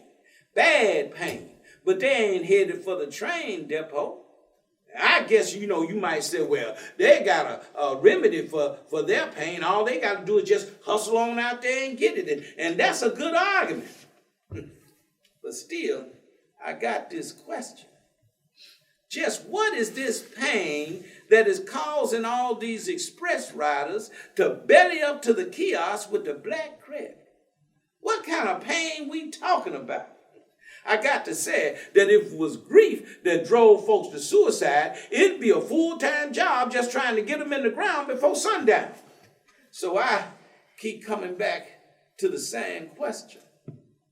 If it ain't what you lost that's more than you can bear, then maybe it's what you won't lose, what you won't die, and to give up. But if you die, you will give it up. No, you won't. You just won't be here. Well, I can't help you. Letting it all go is the place I finally got to. Took a lot of work to get there, too.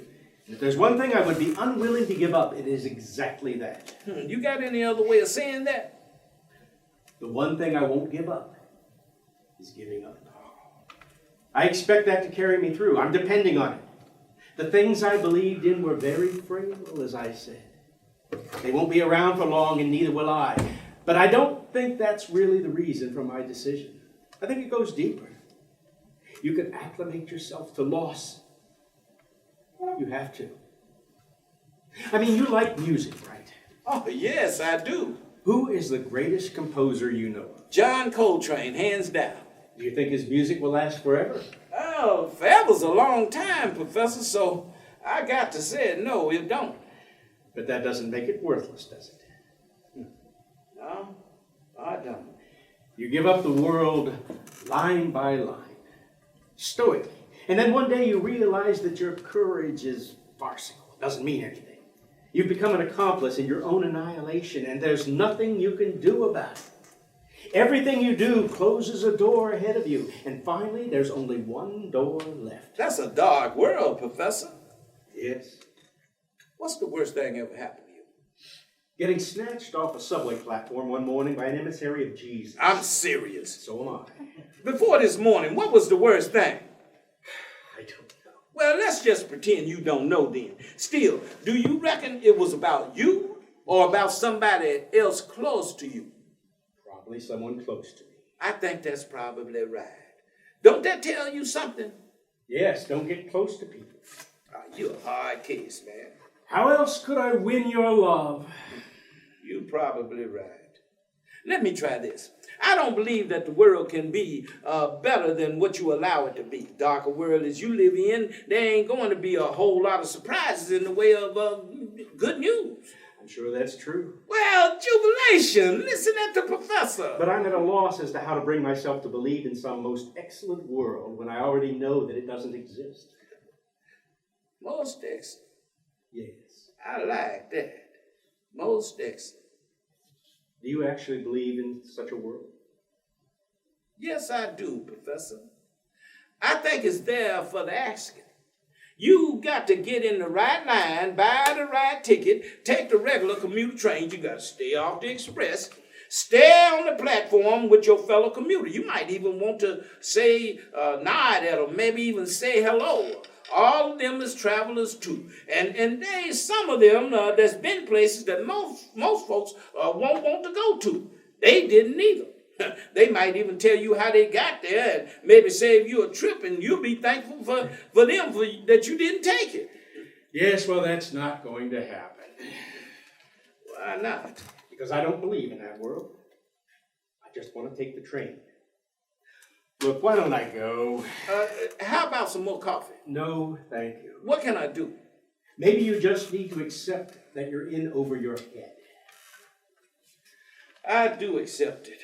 It don't let me off the hook, though. You think I don't understand. But I'm not sure you'd want to listen to the things I do understand. Try me. Just upset you. Oh, I've been upset before. It's worse than you think. That's all right. You don't want to hear this. Yes, I do. I got no choice. Okay. You're right. Well, here's my news, Reverend. I yearn for darkness. I pray for death, real death. And if I thought that in death I'd meet the people I've known all my life, I don't know what I'd do.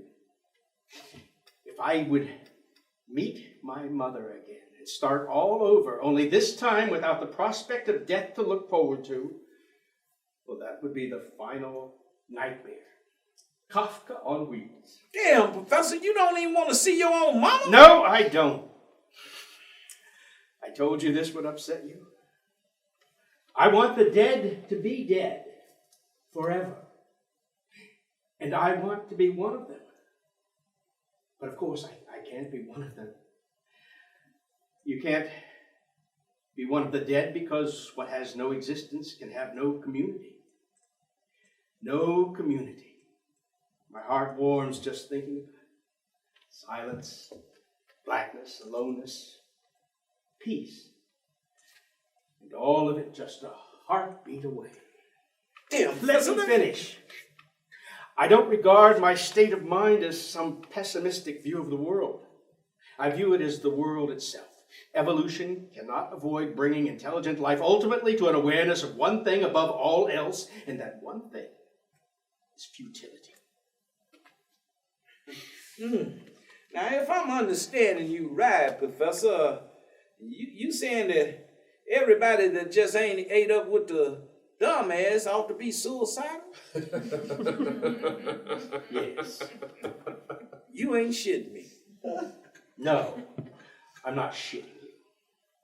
If people saw the world for what it truly is, if they saw their lives for what they truly are, without dreams or illusions, I don't believe they could offer the first reason why they should not elect to die as soon as possible. Damn, Professor. I don't believe in God. Can you understand that? Oh. Look around you, man. Can't you see? The clamor of all those in torment has to be the sound most pleasing to his ear. And I loathe these discussions. The argument that the village atheist, whose single passion is to revile endlessly that which he denies the existence of in the first place. Your fellowship is a fellowship of pain and nothing more. And if that pain were actually collective instead of simply reiterative, then the sheer weight of it would drag the world from the walls of the universe and send it crashing and burning through whatever night it might be yet capable of engendering until it was not even ash. And justice, brotherhood, eternal life. Good God, man. Show me a religion that prepares one for death, for nothingness. There's a church I might enter. Yours prepares one only for more life, for dreams, illusions, and lies. If you could banish the fear of death from men's hearts, they wouldn't live a day. Who would want this nightmare if not for fear of the next? The shadow of the axe hangs over every joy. Every road ends in death, or worse, every friendship, every love, torment, betrayal, loss, suffering, pain, age, indignity, and hideous lingering illness, all with a single conclusion. For you, everyone and everything that you have chosen to care for. Now, there's true brotherhood. There's true fellowship. And everyone is a member for life. Tell me that my brother is my salvation. My salvation. Well, damn him. Damn him in every shape and form and guise. Do I see myself in him? I do. And what I see sickens me. Do you understand me? Can you understand me?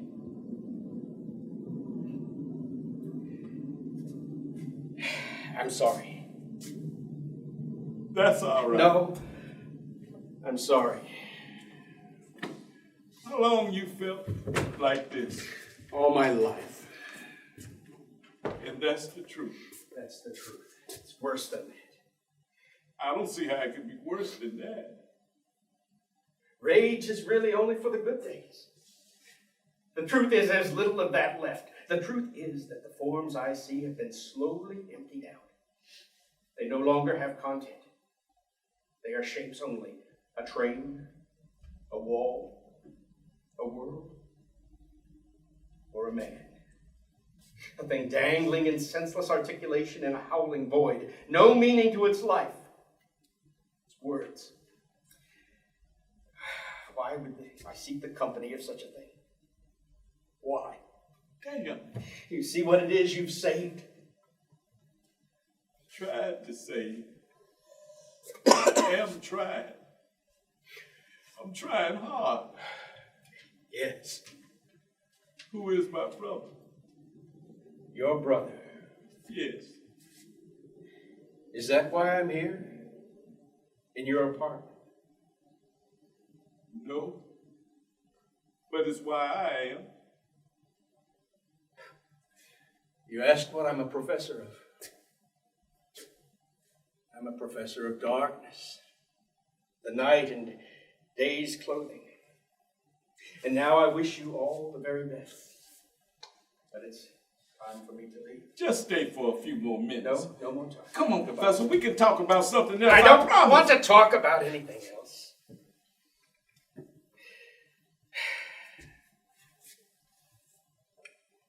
Don't go out there. You know what's out there. Yes. Indeed I do. I know what's out there. And I know who's out there. And I long to nuzzle his bony cheek. No doubt he'll be surprised to find himself so cherished. And as I cling to his neck, I'll whisper in that dry, ancient ear, here I am. Here I am. Now open the door. Don't do it, Professor. I'm sorry. You're a kind man. But I must go. I've heard you out and you've heard me. There's nothing more to say. Your God must have once stood in a dawn of infinite possibility. And this is what he's made of it. And now it is drawing to a close. You say that I want God's love. I don't. Perhaps I want forgiveness, but there's no one to ask it of. And now there's no going back, no setting things right. Perhaps once, but not now. Now there's only the hope of nothingness. I cling to that hope. Now open the door, please.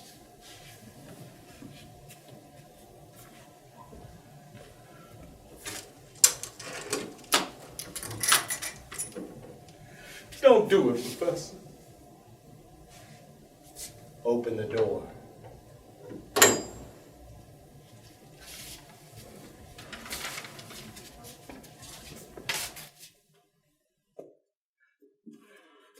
Professor!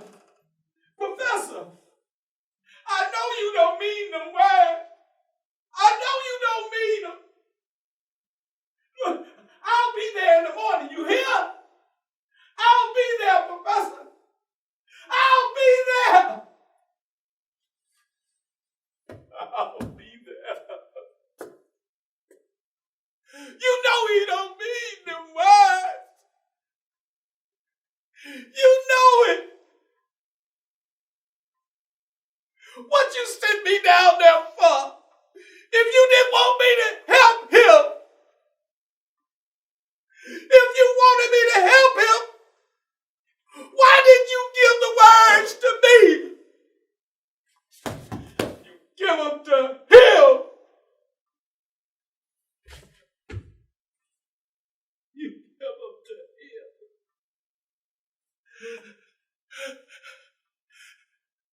That's all right. That's all right. If you never speak to me again, that's all right. You know I'll keep your word.